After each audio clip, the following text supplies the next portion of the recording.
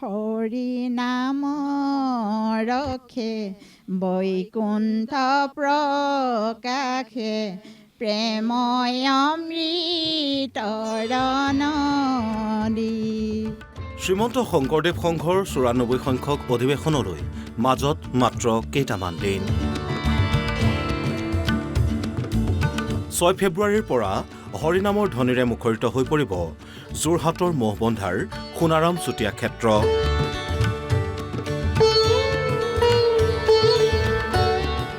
ইতিমধ্যে অধিৱেশনৰ প্ৰস্তুতি প্ৰায় সম্পূৰ্ণ হৈ উঠিছে। লক্ষ লক্ষ ভক্তক আদৰিবলৈ সাজু হৈছে উদযাপন সমিতি।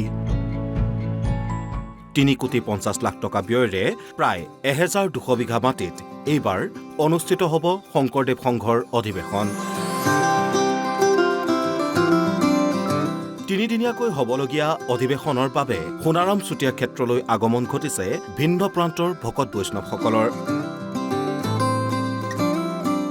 এক উখল মাখল পৰিৱেশে বিৰাজ কৰিছে সোণাৰাম চুতীয়া ক্ষেত্ৰত। হৰি নাম ৰখে বৈকুণ্ঠ প্ৰকাশে প্ৰেময় অমৃতৰ নদী। দিনে চমু চাপিলে ভাল লাগিছে পৰিৱেশটো, আৰু সময়ত আৰু ধুনীয়া হ'ব। আৰু এতিয়ালৈকে কাৰ্যসূচীবিলাক ৰূপায়ণ কৰি গৈ আছে, সময়ত ধুনীয়া হ'ব। আমি সেইটো ভকত বৈষ্ণৱক আদৰিবলৈ সাজু হৈছে ১০,০০০ সেৱা বাহিনী। ১৫,০০০ লোকে একেলগে আহাৰ গ্ৰহণ কৰিব পৰাকৈ ভোজনালয়ো সাজু কৰি তোলা হৈছে। ২০০ চৌকাত অতিথিৰ বাবে আহাৰ প্ৰস্তুত কৰিব পৰাকৈ ব্যৱস্থা কৰিছে উদযাপন সমিতিয়ে। ২০০ শিবিৰৰ কামো প্ৰায় সম্পূৰ্ণ হৈ উঠিছে। দিনে নিশাই ব্যস্ত হৈ আছে উদযাপন সমিতি। আমাৰ ৯৪ সংখ্যক মূলৰ বাৰ্ষিক অধিৱেশন প্ৰায় সমাগত। অহা ফেব্ৰুৱাৰী ৬, ৭, ৮ আৰু ৯ তাৰিখে আমাৰ অনুষ্ঠিত হ'ব। ইতিমধ্যে আমাৰ ৩৫খন উপসমিতিৰ তত্বাৱধানত আমাৰ বিভিন্ন কাম কাজখিনি, যাৱতীয় কাম কাজখিনি প্ৰস্তুতি প্ৰায় সম্পূৰ্ণ হৈছে। প্ৰায় সম্পূৰ্ণ হৈ উঠিছে। অসমবাসী ৰাইজলৈও আহ্বান জনাইছোঁ, আমি আহক সকলোৱে ইয়ালৈ, এইবিলাক উপভোগ কৰক, চাওকহি কেনেকৈ কি হৈছে কি নাই হোৱা।